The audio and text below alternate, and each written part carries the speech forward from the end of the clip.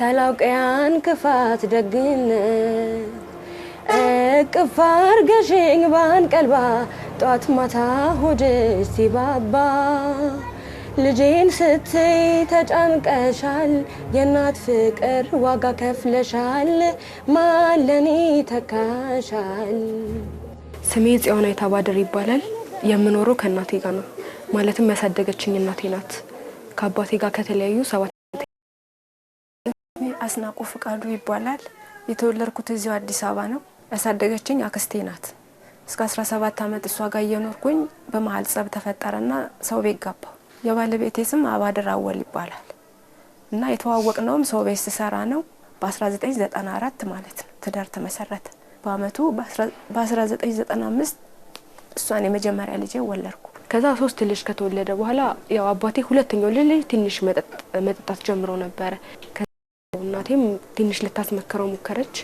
ያው በቂ ይሄ ነው የምትለው ቤተሰብም ስላልነበራት ቃሱ ይለወጣል ብላ አብረው ሆነች። ገንዘብ ቢያጣ ዱቤ ጠጥቶ ይመጣል።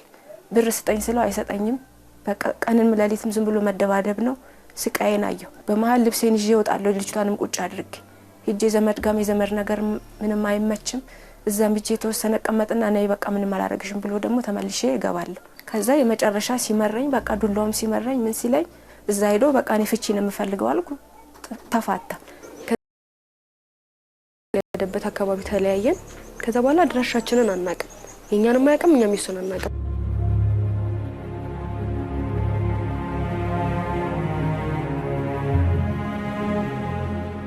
ከዛ በቃ ከአባቴ ጋር ከተለያየች በኋላ ሙሉ ለሙሉ ኃላፊነቱ የእናቴ ሆነ። ቤት ኪራይ መክፈል ነበረባት፣ ቀለብ አለ። ከዛ ደግሞ አራስ ልጅ ይዛለች። የተኛችው 1 ሳምንት የሚሆን ጊዜ አልተኛችም። የተከራየንበት ቤት ወንደላጤ ነው። እግዚአብሔር ይስጠው በዚህ አጋጣሚ ብቻውን ነው የሚኖረው። ከስራ ድሮ ሲመጣ ቤት ማንንም እንደሌለ ድሮ ሰርቶ ምናምን እሱ እንትን ይላት ነበረ። ከዛ በቃ የሰው ምጅ ነው። እናቴም እንትን ማለት አልፈለገችም። ያንን ልጅ ይዛ ነው ስትለምን የነበረው። እሷ የምታገኘው ገቢ ደግሞ ለቤታችን በቂ አልነበረም። ስለዚህ ግድ እኔን ነው እንደሚመለመን ነበረብን። እኛም በግላችን ለምናለን፣ እሷም ለብቻዋ ተጠይቃለች። እኔ ያሉት ልጆች ይዤ በቃ ጎዳና ወጣው። ከዛ በኋላ ለየልኝ። በእለት ማገኘዋት ትንሽ ሳንቲም ናት። የቤት ኪራይ ማስቀመጥ አለብኝ።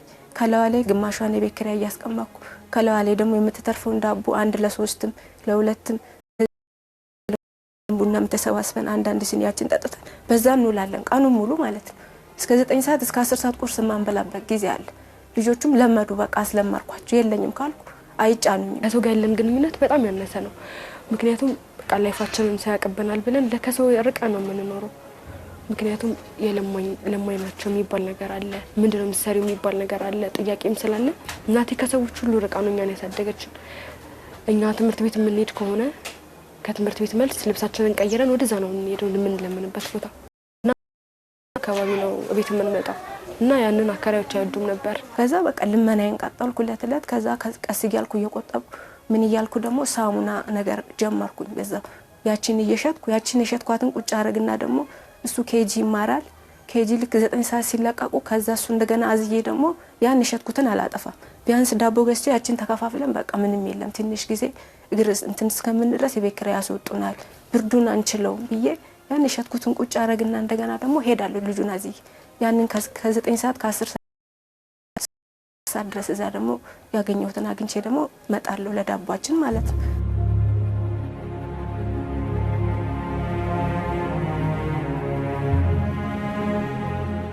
ከዛ ለምን ስራ አልሰራም ብዬ እንትን መሸጥ ጀመርኩኝ። የሴልስ ሆኖ የአሪት ምርት ነው ኮስሞቲክስ እቃዎች እሱን መሸጥ ጀመርኩኝ እና እሱን ስሸጥ ትራንስፖርት አለው። በጣም ትራንስፖርት ከፍዬ ራቅ ያለ ቦታ ሄዳለሁ። ፀሐይ ላይ በጣም ዞራለሁ። ብዙም አይሸጥም። መዋጋቸውም ትንሽ ውድ ስለሆነ አይጠቀምም። ስለዚህ በቃ በጣም ሞከርኩ፣ እሱ አይሆንም። ከዛ ደግሞ እሱን አቁሜ ትምህርት ሲዘጋኝ ሁሌ ክረምት ላይ ስራ ገባለሁ እና ደግሞ ከሌሎች ስራዎች አሪፍ ቀን ስራ ነው። ቀን ስራ ማለት ቀን ስራ አሪፍ ነው፣ ብራቸው አሪፍ ስለሆነ እሱን ሰራ ነበር። በመሃል የተወሰነ እንደለማንኩ በመሃል ደግሞ ፋብሪካ ውስጥ ተቀጠርኩ ለ5 አመት ያህል ሰራው እዛ። ከዛ ፋብሪካው ከስሯል ተብሎ ተቀነስኩ። ከተቀነሱት ውስጥ እኔ አንዷ ነኝ ነበርኩ። የተወሰነ ሳንቲም ሰጡኝ። በሱ ደግሞ ከዚህ ከልመና ያወጣ ካልሲ ፓንት ምናምን ደግሞ ጀመርኩ ባገኘኋት ሳንቲም ማለት ነው። እሱም ደግሞ ከልመና ያወጣኛል ብዬ ባይም ምንም ከልመና የሚያወጣ አይነት አይደለም። የቤት ኪራይ ችሎ የቀለብ ችሎ ምንም ስለማይበቃኝ አሁንም ልመናዬን ጀምሬዋለሁ። እየለመንኩ ነው ያለሁት። በሳምንት 3 ቀን እሸጣለሁ። ከሳምንት 2 ቀን ቅዳሜና እሁድ ደግሞ ሂጄ እለምናለሁ። እና አንዴ 15 ዓመቴ ላይ ማለት ነው ኮሮና የገባበት ሰሞን እንትን አለን በቃ እኔ በጣም ድብርት ውስጥ ገባሁኝ። ማለትም ኮሮና ከመግባቱ በፊት በጣም ድብርት ውስጥ ገባሁኝ። ማለት በቃ ሁሌ እናቴ እንደዚህ ታለቅሳለች። ምን ኖረው እንደዚህ ነው እኛ ሂደን ካለመንን ምናምን እንደዚህ ካላረግን በቃ መኖር ያቀተናል። ቤት ኪራይ መክፈል አለብን፣ ቀለብ አለብን እና በቃ እኔ ይሄን እያየሁ ሁሌ ያለቅስ ነበረ። ከዛ አንድ ቀን እወድሻለሁ ምናምን እያለ የሚያስቸግረኝ አንድ ሰው ነበረ እና ለምን አንጋባም ምናምን ይለኝ ነበር። ያ ነገር የሆነው ከ1 ዓመት በፊት ነው። ስለዚህ እሱ ጋር ሄጄ ከሱ ጋር ይሄን ነገር ማውራት አለብኝ ብዬ ሄድኩኝ። ባለፈው እንደዚህ ብለኸኛል ነበር፣ እሺ ብያለሁ፣ ግን ይሄን ሁሉ ነገር የምናየው እናቴ ይሄን ሁሉ ነገር የምታየው በቤት ኪራይ ምክንያት ነው። ስለዚህ እናቴ ትንሽዬ በቃ መኖሪያ ቤት ከሰጣት ችግር የለውም አገባሃለሁ፣ ግን አሁን 15 ዓመቴ ነው፣ ትንሽ 18 ዓመት ይሙላል፣ ቃለ መሐላ ፈጽመን እጠብቅሃለሁ፣ ግን ከጋብቻ በፊት ምንም አይነት ግንኙነት አይኖረንም ብዬ ከሱ ጋር አወራን እንደዚህ አይነት ነገር። ከዛ እሺ ያለኝ በነጋታው እሱ መጥቶ የቤት ኪራይ እሱ ከፈለልን። ለኔ እንደውለታ ሆነ ማለት ነው። ከዛ በቃ ይመጣል እቤት ይመጣል አይደል። ይሄን ሁሉ ነገር ግን ለእናቴ አልነገርኳትም፣ ብቻዬን ነው የወሰንኩት እና በቃ የሚያስጠላኝ ጊዜ ነበር ያለኝ ማለት ነው። እና የሱ ቀረቤታ እኔ እንዳሰብኩት ሳይሆን ለጊዜያዊ ጥቅሙ እንደሆነ ስለገባኝ ያንን ነገር አቆምኩት።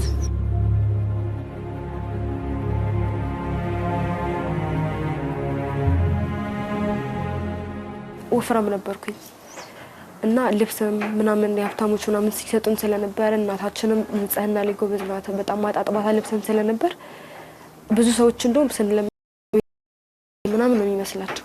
ብር ልስጥሽና ምናምን እያሉ በብር ሊያታልሉኝ ይሞክሩ ነበረ። ብር ሰጥሻለሁ እንደዚህ እናድርግ ይሉኛል። እኔ ግን የትኛውንም ተቀብዬ አላውቅም። እኔ በብዛት የሆነ ስጠይቅ ሂጂ አባትሽ በሰልኩሽ የሚለኝም ሰው አለ፣ አባትሽ ግዛልሽ የሚለኝም ሰው አለ።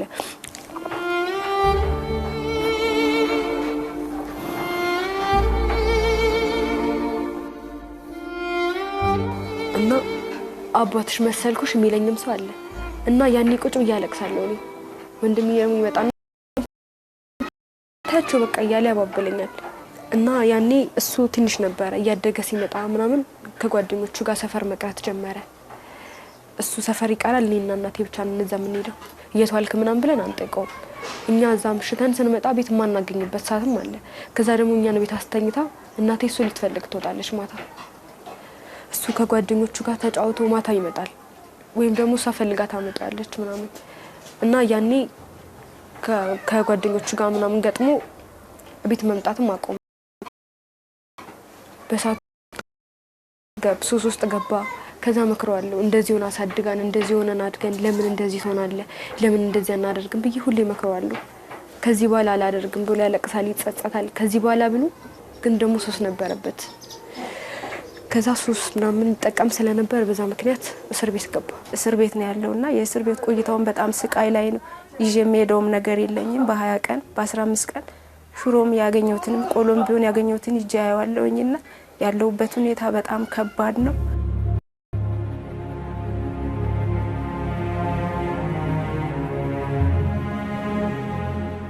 ከአባቴ ጋር ከተለያየን እንዳልኳቸው 15 ዓመት ሆኖናል። 15 ዓመት ሙሉ ምንም ስለሷ አናውቅም ነበር። ግን ሁሌ አባታችን ነገር ያሳስበናል። የት ሆነ ይሆን፣ ጥሩ ቦታ ይሆን፣ መጥፎ ቦታ ይሆን፣ ምንም አናውቅም።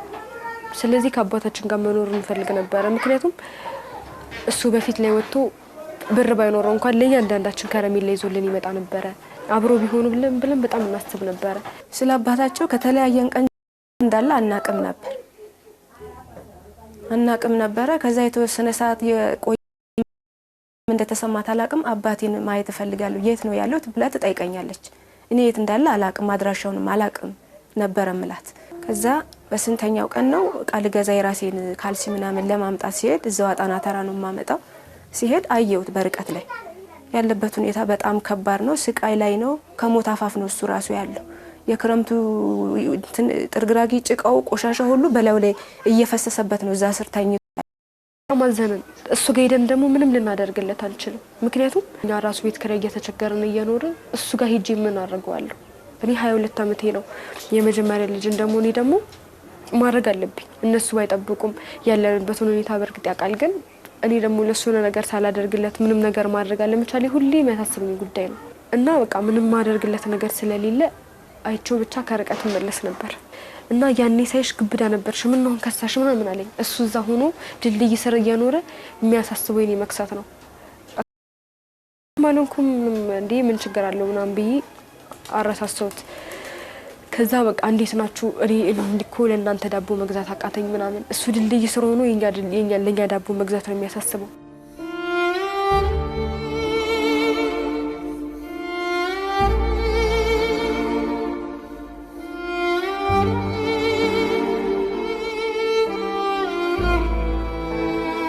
በዚህ ሰዓት ከኔ ይልቅ ለነሱ ነው መድረስ የምፈልገው። ምክንያቱም ለነሱ የትንሽ የማይሆን ነገር ውስጥ ልከቴ ነበረው ለቤት ካለኝ ፍላጎት የተነሳ ነው እና አሁን ደግሞ አባቴን በእንደዚህ አይነት ሁኔታ በማየቴ በጣም እውነት በጣም ከመጠን በላይ ያዝኛለሁ። እናም ተቸገረንም ቢሆን ቢያንስ ቤት ውስጥ ነው የምንኖረው። እሱ ግን 15 ዓመት ሙሉ ተጥሎ ብቻውን 3 ልጅ ኖሮት ግን ምንም እንደሌለው ብቻውን ምን በሽታ ራሱ ምን አሞት እንደሆነ ምንም አናውቅ እና ይሄ በጣም ከባድ ነው እና እሱን ሳይ በጣም ዋዝኛለሁ። በጣም ከባድ ነው። ልመና ተቻለኝ አቅም በጣም ስለማፈር ተጨነቃለሁ። ልጁ ሞራሉ እየተሰበረ ነው። የሚያውቁት የሱ የትምህርት ቤት ልጆች ራሱ ብዙ ቀን አይተውናል። እዛ ተቀምጠን ትምህርት ራሱ አልማርም ብሎኝ በስንት መከራ አባብዬ እንዲማር ያረኩት። አንቺን ከማና ወዳድሬ ላብለጥ እንጂ አፍቅሬ አክብሬ እናቴን ከማን አላብሳሽኝ የፍቅርን ሸማ ላስተያይሽ ደሞ ከነማን እናቴን ከማን እናቴ ነሽ ዓለም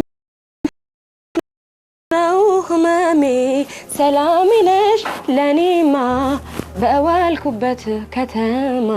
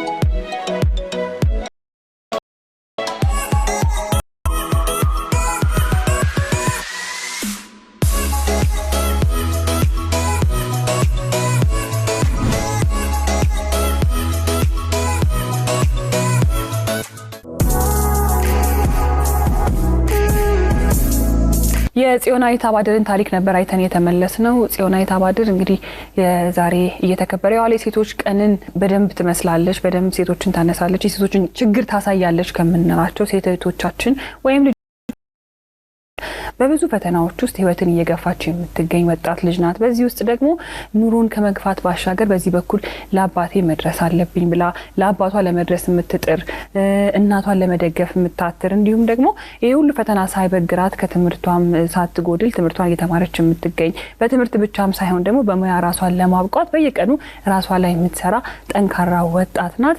የዛሬ አዲስ ምዕራፍ እንግዳችን ጽዮናዊትና በጣም የሚያሳዝን የሚከብድ ለመስማትም እንዲሁም ደግሞ እኔ በሆንስ ምን አረጋለሁ ብለን ታሪክ ነው ሳይታን የተመለሰችው የብዙ ሴቶችም ማሳያ ናት ብዬ አስባለሁ።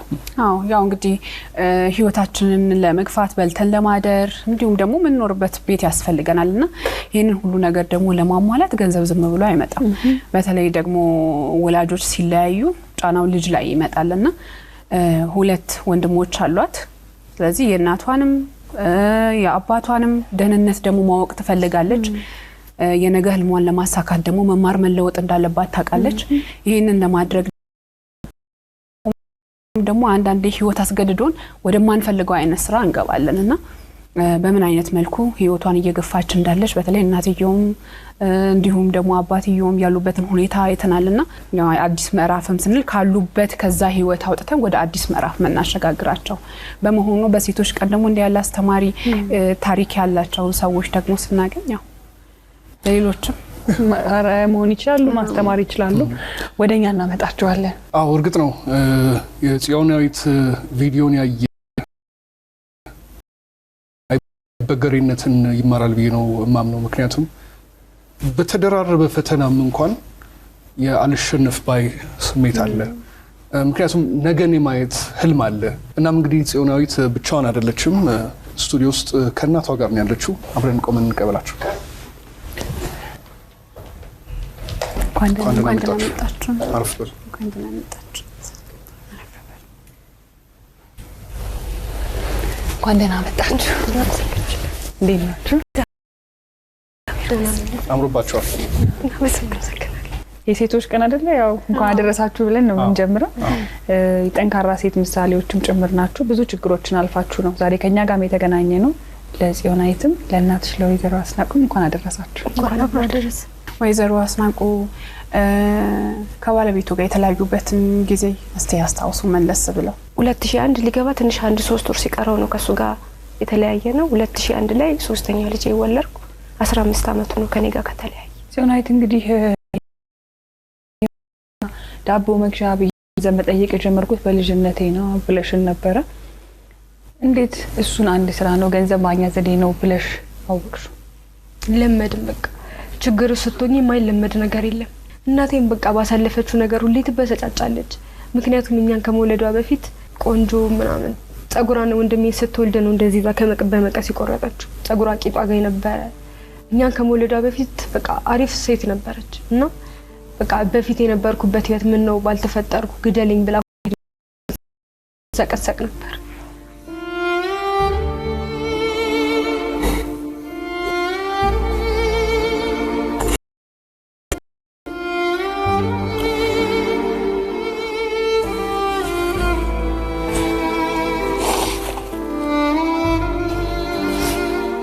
ትምህርት ቤት እንደዚህ አይነት ስራ እንደምትሰሪ ያውቃሉ ተማሪዎች አብሮሽ የሚማሩ? እኔ ለሰው ችግር የምናገር አልወድም። በቃ ብዙውን ጊዜ ዋጥ ነው ማደርገው እና በቃ እንደዛ እየኖርን አከራዮቻችን ግን አምሽታ ትመጣለች እንደ ዱር ምሽት ትገባለች ይሉን ነበር። እኛ እኮ ለችግራችን ብለን ነው የምንኖረው። እኛ ደሃ ስለነበር ችግራችን ነው እኮ እስከዛ ሰዓት ድረስ ያስቆየ።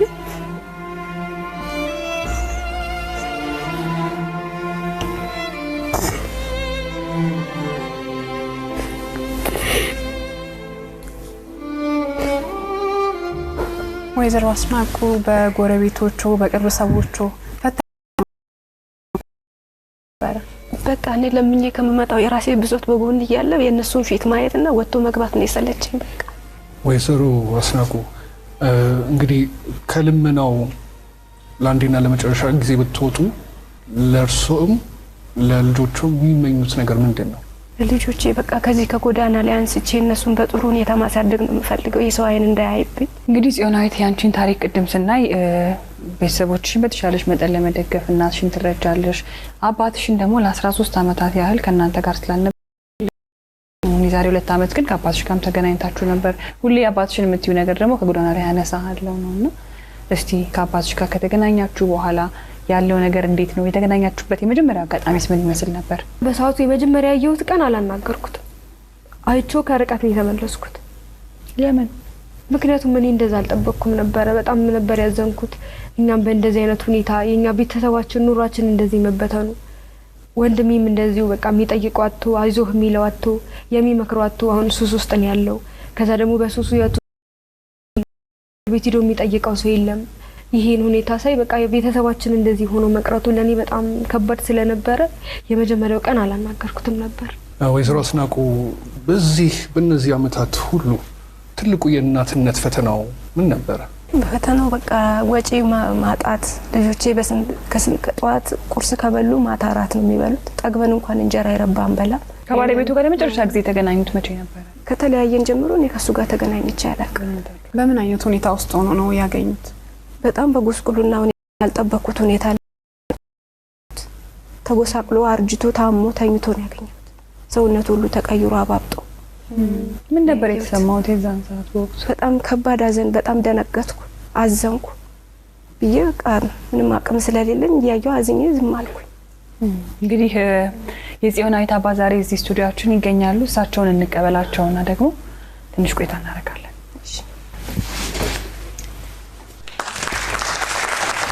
እንኳን ደህና መጡ።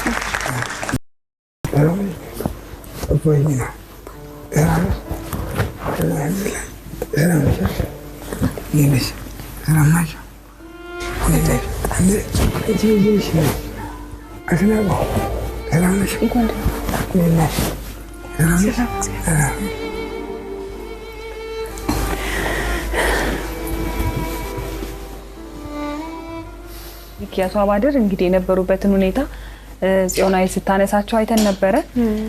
በጥሩ ሁኔታ ላይ አልነበሩም። ዛሬ ላይ በዚህ መልኩ ደግሞ መጥተው ስለተገናኘን ደስ ብሎናል። አሁን የጾም ወቅትም ስለሆነ እንኳን አደረሱት እንበልና እንጀምር። ያው እነሱ እኔ ወዲቃለ ጎዳና ነው ያለው። በኢንተርኔት ፌስቡክ ነው ፎቶ የተበተነው በዓለም አቀፍ ሳይንቲስቶች ናቸው ያዙኝ ነው። ያው እነሱን በማጋለጥ ሰማይ ከዋክብት ላይ በማየት ከልጆ ጋር ሲገናኙ ምን ነበር የተሰማውት? መጀመሪያ ላይ የተሰማኝማ ደስታዬ ወደር የለውም። ግን እንዴት አገኘዋት? በጣም ነው የምትጨነቀው በእርሱ ጉዳይ። ያው ልጆቼ ባለቤቴ ነች። ከተለያየን በኋላ ደግሞ እኔ ወደ ራሴ ውስጥ ያልገባውም በዚህ አጋጣሚ ይሄንን ሁሉ ላይፍ ማውራት ራሴ ማሰብ የማልፈልገውን ነገር ሚዲያ ላይ አውጥቶ ማውራት ለኔ በጣም ከባድ ነው። እናቴም እንዳልኳችሁ በልመና ተቸገራ እዚህ አድርሳኛለች። አሁንም ልመና አላቆመችም። አባቴንም ይሆን እንደምታዩት ነው እና አባካችሁ በመድኃኒዓለም ነው የምላችሁ ወድቄ ነው የምለምናችሁ። አባካችሁ ከዚህ በላይ ሰማኝ ነገር ምን አለ? ቆይ ይሄን ጉዳይ ካለ ዝም አይበለን። የቀበሌ ቤት የድሃ እንዲሰጠን በፈጣሪ ስም ለምናችኋለሁ። አባካችሁ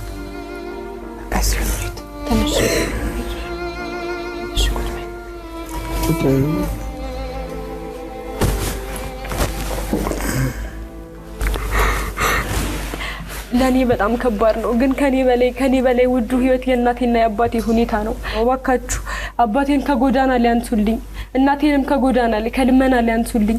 ወንድሜ እስር ቤት ነው ያለው። እስር ቤት ከወጣ ይገጥማናቅ። እባካችሁ ወደ አዲስ ምዕራፍ ያሸጋግሯቸዋል፣ ነገን የተሻለ ያደርጉላቸዋል። ምን እንላቸው ስጦታዎች ወደ እናንተ እናደርሳለን። ከጎዳናም ላይ ሁለቱን እናንተንም አባትሽን ለማንሳት በጣም እየጣርሽ እንደነበረ በተደጋጋሚ አንስተሻል። ይህም ደግሞ ታሳቢ በማድረግ ኢቢኤስ ቴሌቪዥን ለእናንተም ለአባትሽም የ6 ወር የቤት ኪራይ ይሸፍንላቸዋል።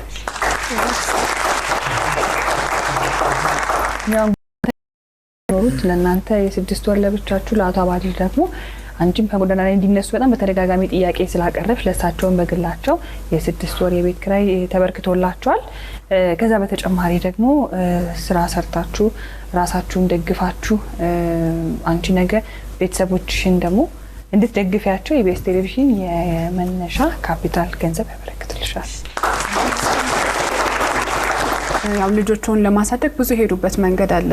በጀበና ቡና እያዞሩ መሸጥ፣ ካልሲም እንደዛ እና ለንግድ ስራ ላይ ተሰማርተው ልጆቹን ነገ የተሻለ ቦታ ላይ እንዲያደርሱ ደግሞ የ6 ወር የሱቅ ኪራይ ኢቢኤስ ይሸፍንላቸዋል። ሌላው እንግዲህ ያው እንዳየነው ጽዮናዊትም እንዲሁም ደግሞ አባቷ አቶ አባድርም ሕክምና ያስፈልጋቸዋል። ጽዮናዊት በእርግጥ በቅዱስ ራኤል የውስጥ ደዌ ክሊኒክ የስነ ልቦና ድጋፍ እየተደረገላት ነው ያለውና ከዳር ደርሶ ጤናሽ ተመልሶ ደግሞ ነገ በተሻለ ስራ ትምህርትሽን ማጠቃሽ እንዲሁም ደግሞ የትምህርትም እንደተማረች እንዲሁ ስትነግረን ነበርና በዚህ አጋጣሚ የሚያሰሯትም ሰዎች ይኖራሉ። የስራ እድል የምታገኝበት እንዲሆን ጤናሽም እንዲመለስልሽ እንመኛለን።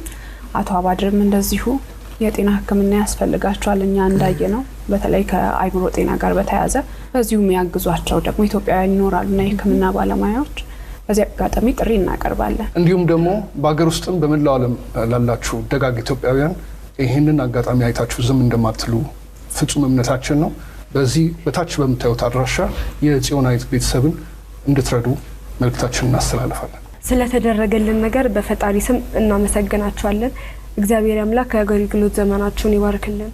በተለይ እዚህ ኢቢኤስ ስንመጣ ለተደረገልን አቀባበል በጣም እናመሰግናለን። ችግራችንን እንደ ወንድም እንደ እህት ስናጋራቸው እንደ ራሳቸው ችግር አይተው ለቀረጹልን ካሜራማኖች፣ መላው ለኢቢኤስ ሰራተኞች፣ አዘጋጆች ለእናንተም እንደ ወንድም እንደ እህት አቅርባችሁ ችግራችሁን ስለተጋራችሁን እና ደግሞ ችግራችንን በሚዲያ እንድናቀርብ ስለረዳችሁን በጣም እናመሰግናለን። ጥሩ ህይወት ላይ እንደምንኖር ተስፋ እናደርጋለን። መጀመሪያ እግዚአብሔርን አመስግናለሁ። ከእግዚአብሔር በታች ደግሞ ኢቢኤስ ስላደረገልኝ ድጋፍ በታላቅ አክብሮት አመሰግናለሁ። የኢቢኤስ ሰራተኞችንም እግዚአብሔር እድሜና ጤና ይስጣችሁ። እግዚአብሔር በሰማይ ብድራችሁን ይክፈላችሁ። በጣም ደስተኛ ሆኛለሁ። ደስ ብሎኛል። ደስ ይበላችሁና አላህ ያቆያችሁ፣ ሁላችሁ ይባረክ፣ የዘራችሁ ይብቀል፣ ከክፉ ላይ ይጠብቃችሁ። አቶ አባድር እንግዲህ የጾም ወቅትም ስለሆነ መልካም ጾም እንመኝሎታለን። እንድትደርሱ እንመኛለን። የአዲስ ምዕራፍ ሰዓታችን ይህን ይመስል ነበር። እሁድም በኢቢኤስ ይቀጥላል። መልካም ጊዜ።